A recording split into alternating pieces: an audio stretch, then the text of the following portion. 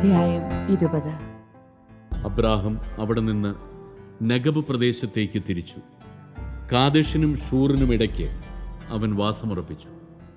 അവൻ ഗരാറിൽ ഒരു പരദേശിയായി പാർത്തു.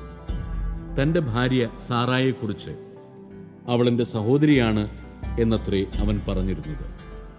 ഗരാറിലെ രാജാവായ അബിമെലക്ക് സാറായെ ആളയച്ചു വരുത്തുകയും സ്വന്തമാക്കുകയും ചെയ്തു. ദൈവം രാത്രി സ്വപ്നത്തിൽ പ്രത്യക്ഷപ്പെട്ട് അബിമെലക്കിനോട് പറഞ്ഞു, നീ സ്വന്തമാക്കിയിരിക്കുന്ന സ്ത്രീ നിമിത്തം നീ ഇതാ പിണമായി തീരുവാൻ പോകുന്നു.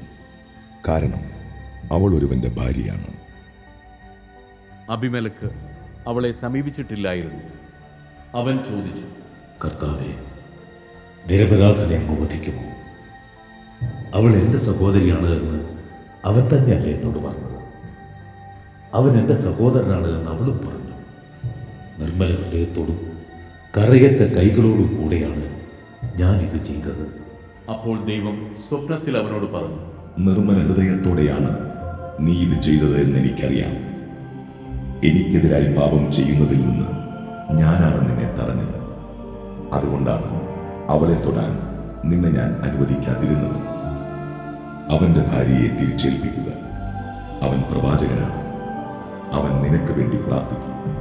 നീ ജീവിക്കുകയും ചെയ്യും. എന്നാൽ നീ അവളെ തിരിച്ചേൽപ്പിക്കുന്നില്ലെങ്കിൽ നീയും നിന്റെ ജനങ്ങളും മരിക്കും എന്നറിയുക. അബിമെലക്ക് അതിരാവിലെ എഴുന്നേറ്റ് സേവകന്മാരെ എല്ലാം വിളിച്ച് ഈ കാര്യങ്ങൾ പറഞ്ഞു.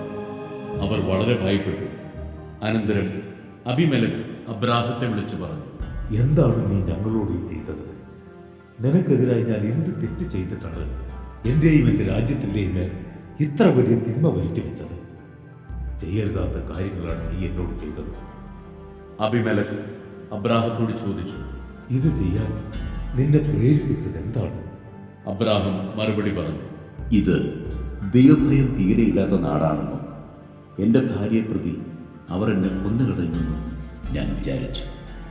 മാത്രമല്ല, വാസ്തവത്തിൽ അവൾ എൻ്റെ സഹോദരിയാണ്, എൻ്റെ പിതാവിൻ്റെ മകൾ.